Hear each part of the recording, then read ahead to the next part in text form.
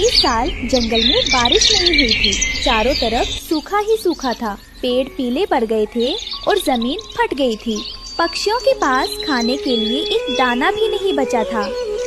माँ, पेट में बहुत दर्द हो रहा है। 3 दिन से कुछ नहीं खाया। क्या आज भी हम भूखे सोएंगे? नहीं बेटा, आज मैं तुम्हारे लिए खाना जरूर लाऊंगी। तुम दोनों बस थोड़ा इंतजार करो। रानो उड़ते हुए कालू कौवे के घर के पास से गुजरी। कालू ने अपने घर में ढेर सारे गेहूं और मक्के छिपा रखे थे, लेकिन वह किसी को एक दाना नहीं देता था। हटो रानो, यहाँ मत देखो, ये मेरा राशन है। अगर भूख लगी है तो जाकर पत्थर चाटो, मुझसे उम्मीद मत रखना। कालू भाई, मैं अपने लिए नहीं, बच्चों के लिए मांग रही हूँ। बस थोड़ा सा दे दीजिए। भाग जाओ यहाँ से, यहाँ कोई लंगर नहीं चल रहा। रानो हताश होकर जंगल में भटक रही थी। उसे सूखी नदी के किनारे कुछ जंगली हरी घास उगी हुई दिखाई दी। यह घास बहुत कड़वी और सख्त थी, जिसे जानवर भी नहीं खाते थे। यही सही, दाना नहीं तो घास ही सही। कम से कम मेरे बच्चों का पेट तो भरेगा। मुझे इसे ही पकाना होगा। रानो ने अपनी चोंच से वह सख्त घास तोड़ी और उसे एक चपटे पत्थर पर रखकर दूसरे पत्थर से पीसना शुरू किया। उसे पीसने में बहुत मेहनत लग रही थी।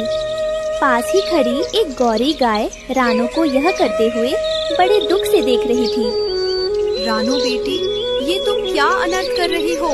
ये सख्त घास तो हम जानवरों का चारा है। तुम नन्ही सी जान इसे कैसे पचाओगी? ये तुम्हारे नाजुक पेट को पत्थर कर देगी। गौरी माँ, जानती हूँ, लेकिन मेरे बच्चे 3 दिन से भूखे हैं। एक माँ के लिए अपने बच्चों की भूख से बड़ा कोई दर्द नहीं होता। अगर यह जहर भी होता तो भी मैं इसे पीसकर खाना बना लेती। हे ईश्वर, इतनी बड़ी परीक्षा। बेटी, मेरा आशीर्वाद तेरे साथ है। तेरी ममता इस घास को भी अमृत बना देगी। बस माँ, दुआ करना कि बच्चों को पता ना चले कि यह घास है। अगर मैं इसे अच्छे से पीस लूं और पानी मिलाकर गूंथ लूं तो शायद वे खा लेंगे। गौरी गाय का दिल भर आया और वह वहाँ से चली गई, क्योंकि वह रानो का संघर्ष देख नहीं पा रही थी। रानो फिर से पत्थर घिसने में लग गई। रानो ने उसे तवे पर पकाया। यह देखने में तो रोटी जैसी लग रही है, लेकिन इसकी महक बता रही है कि यह बहुत कड़वी है। बच्चे इसे कैसे खाएंगे? रानो गरम गरम हरी रोटियां लेकर घोंसले में आई। बच्चे खुश हो गए, लेकिन रोटी देखते ही रुक गए। माँ, ये कैसी रोटी है? ये तो हरी है और इसमें से दवाई जैसी बदबू आ रही है। मैं ये नहीं खाऊंगी। हाँ माँ, ये तो कड़वी घास लग रही है। हमसे ये नहीं खाया जाएगा। रानो जानती थी कि अगर बच्चों ने नहीं खाया तो वो मर जाएंगे। रानो ने मुस्कुराते हुए रोटी का एक बड़ा टुकड़ा तोड़ा और अपने मुंह में डाल लिया। घास जहर जैसी कड़वी थी, लेकिन रानो ने चेहरे पर शिकन तक नहीं आने दी। अरे वाह गुड़िया, तुम पागल हो क्या? ये घास नहीं है, ये तो पिस्ता वाली शाही रोटी है। इसमें मैंने जंगल की खास चीनी मिलाई है। ये तो बहुत मीठी है। बहुत स्वादिष्ट। माँ को इतने मजे से खाते देख बच्चों का मन ललचा गया। उन्हें लगा शायद माँ सच कह रही है। सच्ची माँ, क्या ये मीठी है? हाँ बेटा, खाकर तो देखो। आंखें बंद करो और खाओ, बिल्कुल मिठाई सी लगेगी। बच्चों ने माँ पर भरोसा करके रोटी खा ली। भूख के कारण उन्हें स्वाद का पता नहीं चला और पेट भर गया। कालू कौवा ये सब देख रहा था। वह जोर से हंसा। देखो देखो, रानो अपने बच्चों को जानवरों वाला चारा खिला रही है। अरे रानो, अब क्या रंभाना भी सिखाओगी? कालू भाई, चोरी के दाने से अच्छा है मेहनत की घास। कम से कम मेरे बच्चे भूखे नहीं सो रहे। रात हो गई, बच्चे पेट भरकर सुकून से सो रहे थे, लेकिन रानो जाग रही थी।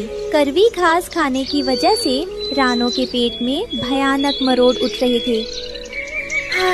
आह, ये दर्द। लेकिन शुक्र है मेरे बच्चे सो रहे हैं। अगर मैं रोई तो वो जाग जाएंगे। रानो ने पूरी रात अपने मुंह पर पंख रखकर दर्द बर्दाश्त किया ताकि आवाज बाहर ना जाए। सुबह हुई, बच्चे ताजगी के साथ उठे, लेकिन रानो अभी भी लेटी थी। उसका चेहरा पीला पड़ गया था। गुड़िया ने बची हुई रोटी का टुकड़ा चखा तो उसे थूक दिया। छी, ये तो बहुत कड़वी है। माँ, आपने कल झूठ बोला था। आपने ये जहर जैसी रोटी मजे से कैसे खाई? रानो ने कमजोर आंखों से बच्चों को देखा और मुस्कुराई। बेटी, माँ के लिए रोटी का स्वाद नहीं, बच्चों की भूख मायने रखती है।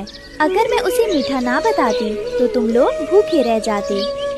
माँ, आप दुनिया की सबसे अच्छी माँ है। हम अब कभी खाने में नखरे नहीं करेंगे। उसी सुबह कालू कौवा अपने गोदाम में गया। उसे बहुत भूख लगी थी।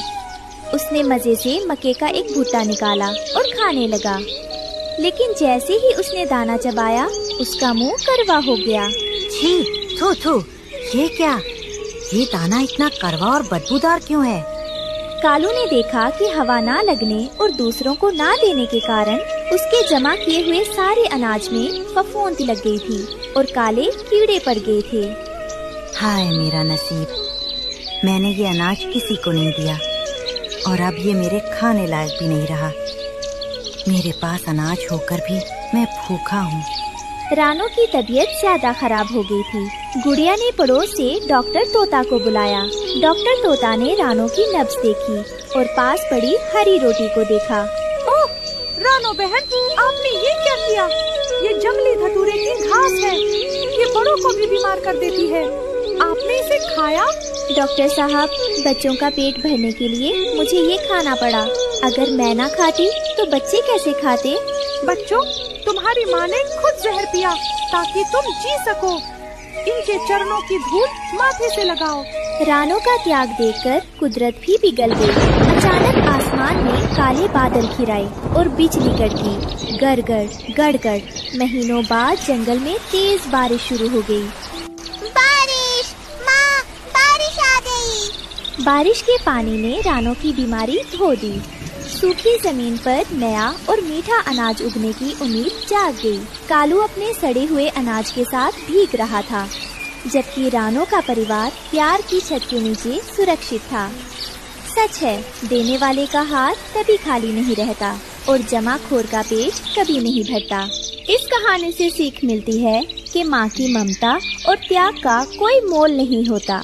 जो व्यक्ति दूसरों की मदद करने के बजाय लालच में आकर चीजें जमा करता है, उसका अंत बुरा होता है। लेकिन जो दूसरों के लिए और अपनों के लिए त्याग करता है, ईश्वर भी उसकी मदद करता है।